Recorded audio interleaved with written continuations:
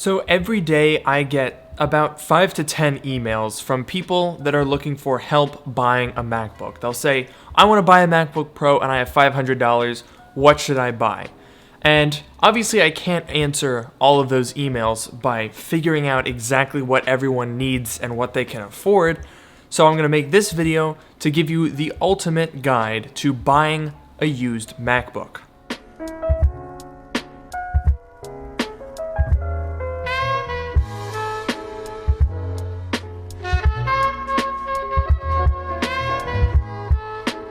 This video is sponsored by Dashlane, the safe and simple way to protect and store your passwords and information. If you sign up for Dashlane Premium, you'll get access to unlimited password management on unlimited devices, as well as dark web monitoring and a world-class VPN to secure your browsing experience. Dashlane is trusted by over 11 million people, so head over to the link in the description and use coupon code Miani for a 10% discount. So over a year ago at this point, I made a video where I talked about each individual model of MacBook Pro for the past 10 years and talked about how much it was worth on average if you were buying it used. Now that video obviously is outdated at this point, so I wanted to make another one. However, I'd like to take a different angle this time. Rather than talking through all of the individual models of MacBook and how much they're all worth, we're going to talk about the different use cases for a MacBook and which one you should buy at a given price point. So hopefully this will give you better ideas of what to look for if you're, say a video editor looking for a MacBook and not necessarily someone looking for a specific model of MacBook Pro. If you are looking to buy a new MacBook Pro, I would highly recommend checking out Zone of Tech's video where Daniel kind of talks through the current lineup of Apple computers and which one is best if you're buying new.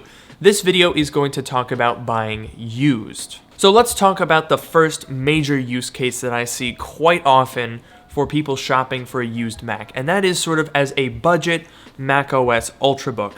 Obviously, you can get PCs for cheaper than Macs, but there are a lot of people that I get contacted by who specifically want a Mac on a budget. So what should you buy? Let's say you're looking at a budget of under $300.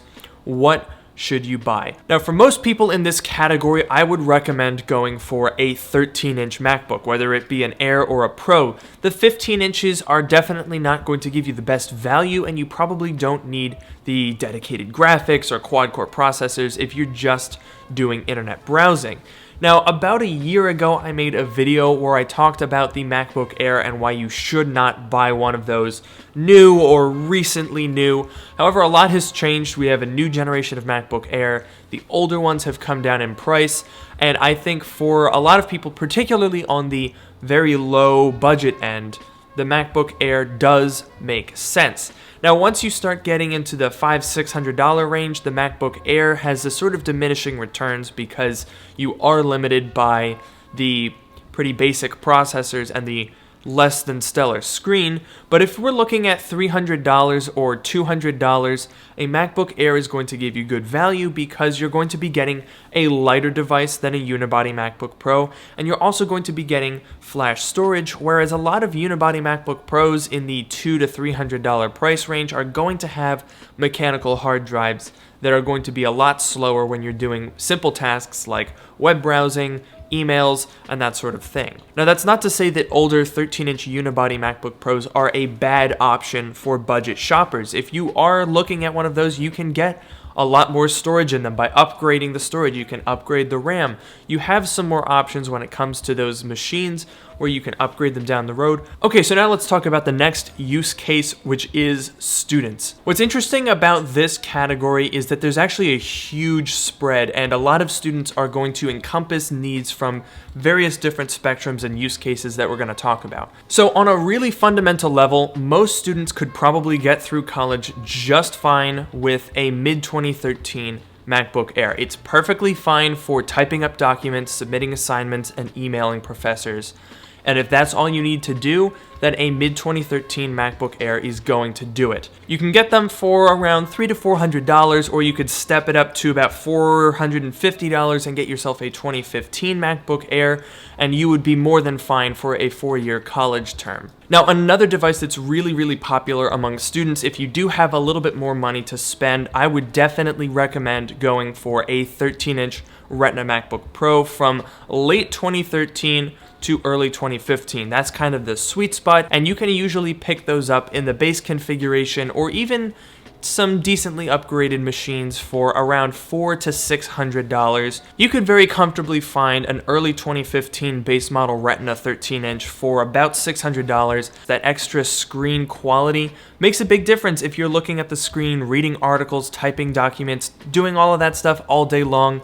That's definitely going to make a difference. You're also going to get a more powerful processor than a MacBook Air can offer, which might help you depending on what your use case is, and obviously something like a 2015 MacBook Pro with Retina display is definitely going to last you longer than an older 2013 MacBook Air. Now, on the higher end of the student spectrum, I do see a lot of people that use the Function Keys 2017 MacBook Pro. Now, you can get this new for about $1,300, but seeing as you can get them used for under $1,000, if you do have a little bit of extra cash to spend and you want to buy a more modern MacBook Pro, that would definitely be a good option. All right, so the next category is graphic design, artistic, any sort of real creative applications.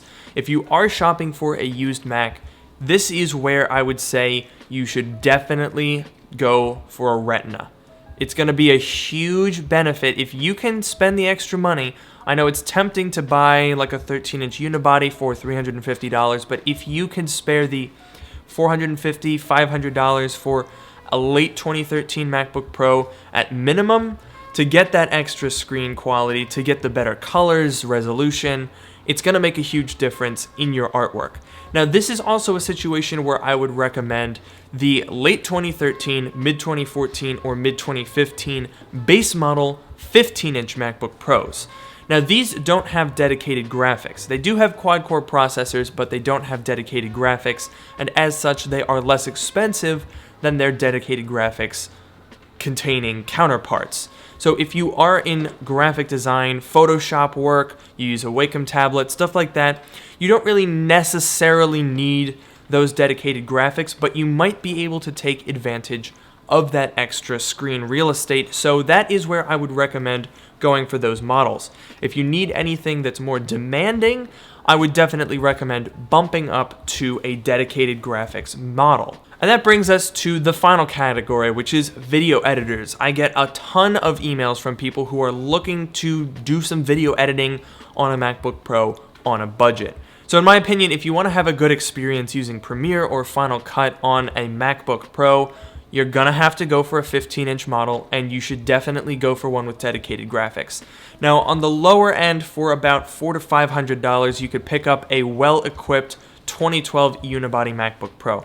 That's gonna be your best bet on the lower end, because you're gonna get Ivy Bridge processors, NVIDIA graphics that are capable for 1080p video editing. Obviously, you're not going to be able to do anything too demanding like particle simulation or gaming, but for video editing, it should be fine. And then the step up from that, at about $750 to $850, I would say go for a late 2013 or mid 2014 top tier 15-inch MacBook Pro that's going to come with 16 gigabytes of RAM and dedicated graphics as standard.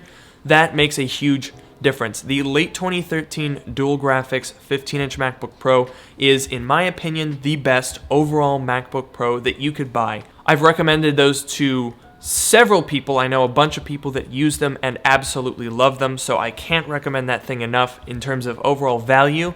Now, obviously, it's not going to be the most capable device. This is from late 2013, so you are going to have some limitations. 4K video is going to be a stretch on a device like this. If you need to do 4K video, I would definitely consider going to something a little bit more recent. If your budget is closer to $1,000, you can get a mid-2015 15-inch MacBook Pro that's going to be very, very capable. The CPU performance in those machines can outperform even the Touch Bar MacBook Pros from 2016 and 2017, so you're going to be good on that front. And the graphics, the Radeon R9 M370X graphics that those machines are equipped with, are definitely capable, better than the NVIDIA GT750M that you'll get in a late 2013 MacBook Pro, but again, not really the most ideal situation for 4K video editing, although I think if you were patient, you could definitely get away with 4K on a mid-2015.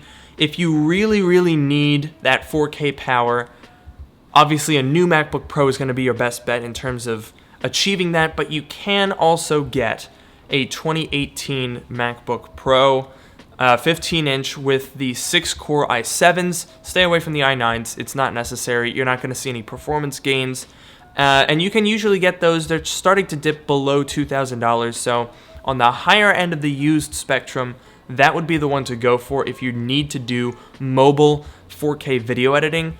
However, as I've always said, when it comes to video editing, you're better off with an iMac. If you don't 100% need the portability, I would go for an iMac. You're going to get better value. Alright, so now let's kind of go through and summarize all of these different categories and my personal pick for the best choice in each of those at different price points. Alright, so starting at the top, budget Ultrabook. Go for a mid-2013 MacBook Air. You can pay about $300 to $350 for those and you'll be all set. So next up is student. On the lower end, $350 will get you a mid-2013 MacBook Air. If you want to step it up a little bit, get a little bit more powerful hardware and a better display and more longevity, for about $600 to $650, you can pick up an early 2015 MacBook Pro with Retina display, 13-inch of course. And then on the higher end, for $900 or so, you can get a Function Keys 2017 MacBook Pro that is a little bit unnecessary in terms of what you would need for basic student tasks, but will get the job done and look good doing it. Next up, graphic design, artistic, creative tools. On the low end, you could get that 13-inch MacBook Pro with Retina display from early 2015 for about $600, or you could step it up a notch and go for a late 2013 to mid-2015 base model 15-inch integrated graphics model, and you can pick those up for anywhere between $550 and $750 depending on the unit, although personally I think that the early 2015 is going to be your best bet in terms of getting the most use out of it. And finally, we have video editing. On the low end, you can pick up a 15-inch unibody MacBook Pro from mid-2012 for about $300 to $400 that will do you just fine for 1080p video editing, or you could step it up to a late 2013 dual graphics MacBook Pro to get that better display, better graphics, better processor for some pretty decent, solid 1080p video editing. Or if you want to step it up a little bit more than that and do a little bit of light 4K video editing, go for a mid-2015 dual graphics, which you can get for about $850 to $950. Or if you really want to do 4K video editing and you have to be mobile, go for a used 2018 15-inch MacBook Pro, no Core i9. You can get those for $1,900 or so on the higher end. Ooh. So, those are my top picks for different pricing structures. Obviously, I can't answer everyone's questions. I wish that I could go through and find the exact computer that you need for your use case and your budget, but hopefully this will give you some idea of what to look for. One thing that I would definitely recommend when you're shopping, when you're looking on eBay, figure out the computer that you want to buy and then search for it. If you have generic search terms like Retina MacBook Pro, you're going to get a lot of scammy listings. So looking up something like late 2015 MacBook Pro 15-inch is going to get you more targeted results with less scammy sellers. So definitely consider doing that. As usual, thank you guys so much for watching this video. I hope you've enjoyed. Make sure to like, comment, and subscribe. Don't forget to follow me on Twitter at Miani, and please consider joining my subreddit if you have any questions. Hopefully, we can give you some more details over on the subreddit than I could give you here in this video, so I hope you've enjoyed, and as usual, thank you all for watching. I'll see you in the next one.